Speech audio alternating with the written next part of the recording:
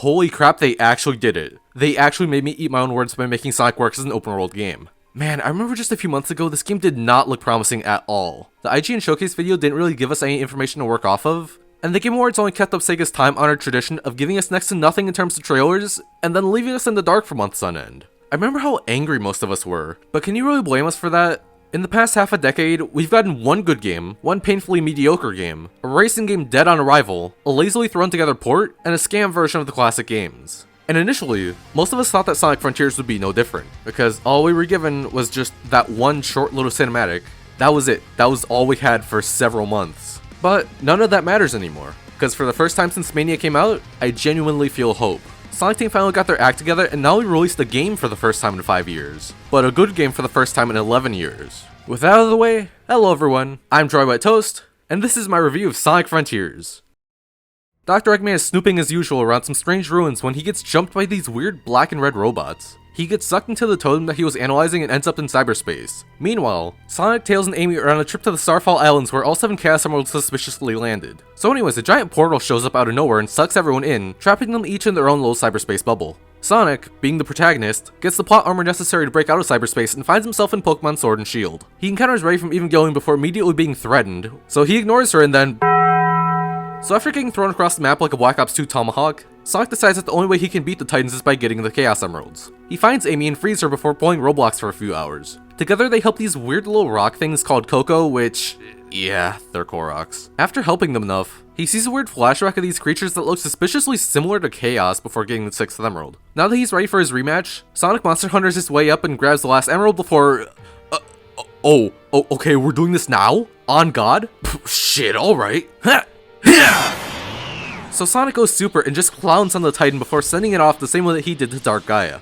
This doesn't free Amy, so he heads to the next island and finds Knuckles in a similar position. Oh yeah, Knuckles is here. You wouldn't know that unless you watched the animation on the Sonic the Hedgehog YouTube channel. It's a wonderfully animated short that gives us some more information about how Knuckles goes about his day. But there's one problem. It's external media.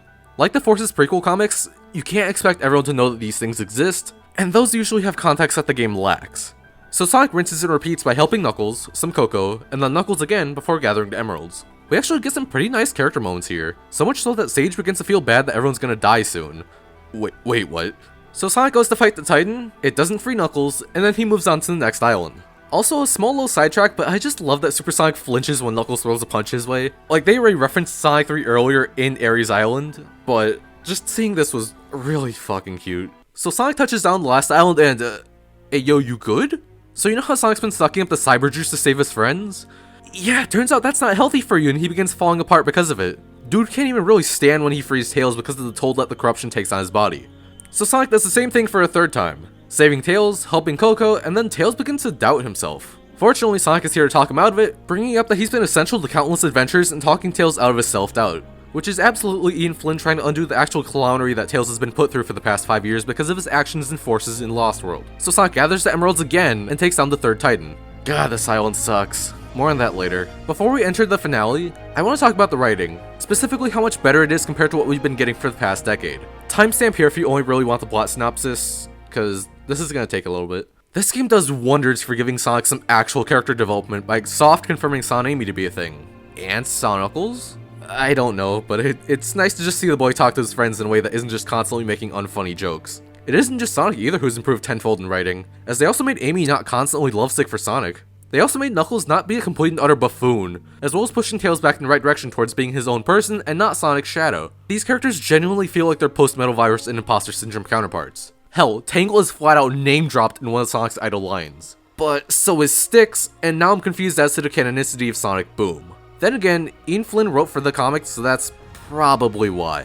Really, the only problem that I have with the writing is the only problem that I have with Ian Flynn's writing in general. And that's just how self-referential it is. Maybe that isn't the right term, but I'm referring to how often his writing looks to make callbacks to past events. I'm glad that someone's finally acknowledging the past, but I feel like it might have been a teeny bit overdone. Also, I still don't have to like it, but now I understand why Sonic Origins exists, and that's to give new fans context of the classic era games. Alright, now let's wrap this up. The fourth island is just kind of the Sonic equivalent of the Metal Gear Solid 5 truth tapes. This game's climax completely redefines so many concepts about what we thought we knew about Mobius. Each tower reveals that the Chaos Emeralds in Coco aren't native to Mobius, and are instead aliens that fled from planetary destruction. They ended up on Mobius thanks to the Master Emerald pulling in the Chaos Emeralds, so they just settled on the planet. However, they were followed by the same thing that destroyed their previous world, and thus built the Titans to stop it. After sealing it away in the Titans, and Sonic subsequently destroying all of them, the voice in Sonic's head that told him to do all of this turns out to be a giant planetoid named The End. Sonic gets stuck in between dimensions, which marks this as the second time that Sonic has died. Tails aiming Knuckles' freedom with the power of friendship, I'm not bullshitting here, is actually the power of friendship. And then Eggman begrudgingly inducts him into the Eggman Empire so that way they can defeat The End. I suppose here's where I talk about Sage. She's the new character specifically for this game, and she's actually pretty good. At first, she's really annoying, telling you over and over to leave while not really giving you an actual reason. But the more and more she interacts with Sonic, the less robotic her personality becomes. While their optional side content gained from fishing with Big, the audio logs give more insight on Sage's backstory. Namely her relationship with Eggman, and how he starts off seeing Sage as a more effective Orbot and Cubot, but eventually grows to love her like a daughter. Although, like many other things in this game, there's a teeny tiny little problem. All these audio logs are tied strictly to Big's fishing. If you were like me and went out of your way to get all these things and listen to them, then you likely have a larger appreciation for this character than someone who didn't. Eggman and Sage's bond comes off as a bit rushed without the provided context that the memos give, but with them, Sage probably becomes the best secondary character in the series. Back to the finale, one Toho boss fight later and Super Sonic punches a hole straight through the planet, but Sage sees that it's about to do something and kamikazes herself into the end to stop it from destroying Mobius. Sonic and his friends prepare to leave as Eggman mourns the loss of his now new daughter, which... The post-credit scene shows that Eggman manages to somehow restore Sage in a way, and while it may undo the meaning of her sacrifice a bit, I'm glad that they're planning on bringing her back in a way. Besides, having a depressed Eggman would just feel bad to fight. Wow, that was a hell of a ride. Not necessarily the best story, but it's still pretty solid overall, simply just for what it does. It changes and gives context to so many things about Sonic's world that honestly it feels pretty weird going back to previous games knowing that the Chaos Emeralds, the very things that we've been collecting since Sonic 1, were never even meant to be on Mobius. Like, it is just a wild goddamn ride. The gameplay is divided up into 3 sections: the open zones, cyberspace, and fishing. The open zones are where you spend most of your time, mainly because they're what lead to everything else in this game. The opening area is incredibly slow because the game needs to walk you through everything like moving the camera and pressing buttons. How fun. Once you're free, the game loosens up a bit and allows you to explore at your own leisure. This is where you're pretty much bound to notice how slow Sonic feels at the start, to the point where it feels like 06 Sonic can reliably keep pace with him.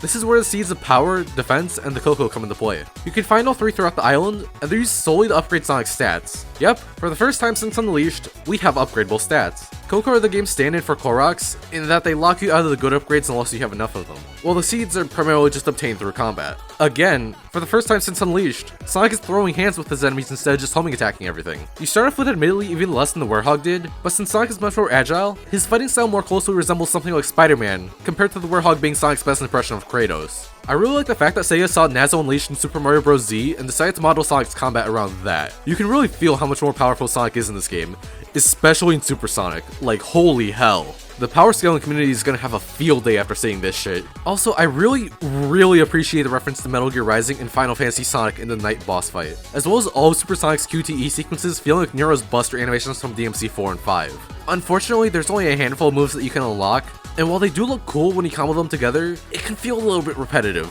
I'm not asking for Dante and Bayonetta levels of complexity, but just a little bit more to unlock would have been nice, especially seeing as there's nothing that can be done with the XP once you unlock everything. While not in combat, chances are you're just running around the island, doing objectives at your own pace. This is probably where you'll notice that Sonic is also rocking some new physics this time around, and they aren't good. Sonic is constantly stuck to the ground, which means that jumping kills all of your momentum. Hell, half the time Sonic will just snap downwards 90 degrees and proceed to act as if nothing happened. Adding on to this, Sonic not being able to run on water is incredibly stupid. He's always been able to do it, but thanks to how he's super glued to the ground, he just gets stuck underwater and runs slower. Unfortunately, there's still a bit of Force of Sonic's DNA left over in Frontiers, namely the arcing air boost, and the fact that Sonic still stops on a dime if you let go of the stick. It's annoying, but nothing major. Sonic just always has a boost now, but it needs to recharge. You can mitigate this by making an infinity sign, and go even faster by maxing out your ring count. Like, they just let you go at top speed for free. They also decided to give him the drop dash from Mania for some reason, but it's so pathetically underpowered that there's no real reason to use it outside of scaling the mountains on Chaos Island. And now we're at cyberspace. You want to see me put the fear of God into a Sonic fan? 2D reused assets and locations from prior games. We've done this song and dance since generations, and this is the last lingering bit of the meta-era DNA that weaseled its way into an otherwise pretty good game. Even then, Sonic in cyberspace feels awful to control. First off, none of your upgrades carry over. Most importantly, your speed upgrades, and you can feel it. Sonic feels so uncharacteristically slow that matching these scenes up side by side with each other, you can see that he moved faster back then. Hell, I'd say he handled better in Forces than he does here. It's the same fucking engine, how do you even do that? Actually, let's get the elephant out of the room. So cyberspace is just reused levels from other games, and they use the excuse that cyberspace gathered the data from all across Mobius. That's really lazy. Doubly so when all the stages are themed after either Green Hill, Chemical Plant, Sky Sanctuary, or unnamed city level. Like I said, the worst part of the game, hands down. Also, Sonic never even went to a good chunk of these areas, so Big's fishing is the third gameplay mechanic, and you can literally beat the entire game just by fishing. I'm not joking. If luck is on your side and you can consistently get high-paying fish, you can buy all the memory fragments and emerald keys that you need to unlock everything. At the same time, I kinda wish that Big's fishing was a bit more involved. Pressing one button is cool and all, but it gets to be a little bit tedious after a while. I think there should have been an option to have the fishing be more in line with Adventure 1's fishing, but tweaked enough to make it actually playable. Alright, let's take a minute to talk about the things I deliberately think kinda make the game worse for me. First off, the memory tokens. Gathering these things is kind of annoying and breaks the pacing of the story by making me go play Roblox before I can continue the conversation with any of the characters. I understand that the game was built around that, and it wouldn't be much of a point to have giant open areas if you didn't need to explore, but I'm reminded a bit too much of the Riddler trophies from Batman Arkham City, so the gambling minigame during the Blood Moon period is something that I could definitely do without. Not only is it not optional, but the menu's in the smack dab middle of the screen, and the stars make it almost impossible to find where your waypoint is if you have one up. Chaos Islands Pinball is bad. The controls are a far cry from Adventure 1 or Generations, and the fact that you need 5 million points to leave is just flat out ridiculous. You will spend a long ass time trying to get Sonic to launch into some of these, and that isn't even the end of it. Once you have your 5 million points, roughly 4 to 5 minutes later, you need to shoot Sonic up towards the top of the board. If he falls, I'm pretty sure you lose your multiplier, so have fun spending an extra few minutes here. Why are there 2D segments in an open world area? You already have a bunch of these things in the cyberspace levels, so there's literally no reason for them to be here too. It doesn't help that these sections actively prevent you from leaving them with invisible walls. This rule only applies to the later half of the game, but enemies that can fully block themselves and require you to use a side loop are pretty annoying and break the pace of combat when all of them do it at the same time. Lastly, the biggest offender of them all. Elder Coco. Did you know that, assuming you start from level 1, it takes approximately 20 minutes to level up just one of the two options he gives you. That is 2/3 of an hour spent just on upgrading speed and ring capacity. And that's assuming that you're sitting there and pressing the button as soon as you can. You want to know how long Hermit Coco takes to upgrade attack and defense? 5 seconds. And you can skip his cutscene, so really it's just instant. Who thought this was okay? Let's finish this off by talking about the bosses. Or for most of us, once the game dropped, the game's main selling point. Seriously, how did almost none of this get leaked? Sega must have gotten so many emails over the years of people begging for Supersonic to be relevant again, so they just said screw it and made all the bosses supersonic. Being able to actually fly around and use Supersonic for combat rather than just ramming your face into the enemy feels so good, like holy hell. This feeling is taken to the absolute maximum once you have Sonic with a maxed out skill tree and thus can become Goku himself. They unfortunately become a bit too reliant on QTEs, but not QTEs to actually make you try, like, you know, peak fiction. Instead, it's just a simple button press here or there. Literally, this is just Big's fishing but reskinned. Special shout out to Wyvern for feeling like a Universal Studios ride with the constantly changing camera angles. While the supersonic boss fights may be the best part of this game, this only holds true for the first 3. Supreme is the worst of the Titan fights, as it constantly flies away from you without really giving any clear indication that you're making much progress towards doing anything to it, while also throwing out so many projectiles that I swear this is starting to become a Toho game. Which is then proven by the second boss doing this shit. The End, on the other hand, finally usurps the Time Eater as the worst boss fight in the series. I think this is probably the weakest ending in a Sonic game. Like, how's it that a game that literally prides itself on its supersonic boss fights doesn't have a supersonic final boss? If you wanted to make the argument that Supersonic couldn't do it on his own, remember the Super Emeralds? You know, the ones that make him do this? This game is already so focused on explaining how the Chaos Emeralds work, now would have been the perfect time to bring them back. Instead, you have some of the most chilling dialogue in the franchise being read out by a purple moon while you're playing Ikaruga. Oh, by the way, I'm pretty sure that you guys are seeing a purple moon, but I'm seeing something different. It kind of looks like... Oh, it's gone. Odd. Alright, back on track. I also feel like this game desperately needs a New Game Plus. Having an achievement that requires you to be fully maxed out, but having no way to refight any of the bosses or fight tougher enemies is what hurts this game's combat more than anything else. Having a maxed out attack stat pretty much irrelevantizes the fighting entirely because your homing attack is going to kill almost anything in 1 or 2 hits. There's also an arcade mode which lets you play the cyberspace levels. The worst part of the game. Wait, are we done? Really? Finally! Sucks to be the guy that has to edit all of that. Oh, wait.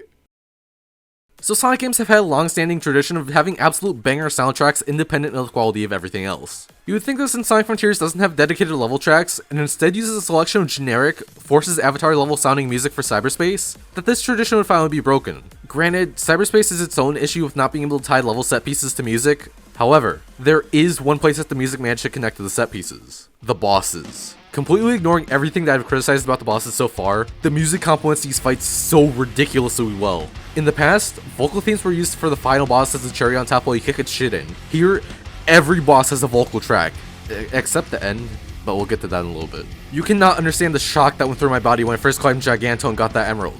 It was the same energy as the old Dragon Ball Z movies having Patera and Deftones as the background music. Find Your Flame not only sparked a series of Revengeance status memes, not only gave us Sonic's version of Rules of Nature, but brought back the vocalist for Infinite's theme as essentially Sonic's counter to all the things that Infinite says in his song. I skipped over Breaking Through a Doll mainly because I don't really have anything unique to say about it other than that it's my favorite of all the tracks, mainly because of the section where the main vocals kick in. Vandalize is the only song that I'm not fully on board with, mainly just because it doesn't really feel like it fits. It's licensed music, so it wasn't tailor-made for Frontiers. It also doesn't play anywhere except for the credits. I'm Here's the main theme of the game and is the final boss track for Supreme, and it both does and doesn't fit as the final boss role. I can absolutely see what they're trying to do, which is to mimic the adventure games, Shadow and 06, and having the main theme play for the final boss, but it just takes too long to build up. It's a phenomenal song that fills me with a sense of hope, but it doesn't really work as a boss theme. That leaves us with only one boss left, The End. The End's boss theme is actually probably one of my favorite boss themes in the series. It oozes a sensation of finality, that everything we've been through so far has been leading up to facing the literal end of everything. The final weapon, Perfect Chaos, the Bio Lizard, Metal Overlord, Solaris, Razor Jin, Dark Gaia, Merlina, the Time Eater, all points leading to this grand finale. While I don't really enjoy this boss from a gameplay standpoint, this is probably one of my favorite sequences in the series from how it makes me reflect on this journey I've been on for the past decade and a half. It reminds me of getting my Xbox 360 and playing Sonic Unleashed for the first time, or getting to experience the classic games through the DS Classic Collection. It reminds me of why I love this series, and why I've stuck with it through the highest of highs and the lowest of lows, both in Sonic's life and mine. And with that, I feel the tone is set for us to talk about the final song. Dear Father hits so much harder when you listen to all the audio tapes and fully comprehend the bond that Eggman and Sage had. And the scene that it plays over is just... If you told me that I would legitimately feel bad for Eggman 5 years ago, there's not a chance in hell I'd believe you. But now, just... I'll let this sit for a minute so we don't get tonal whiplash as soon as I start talking about the graphics.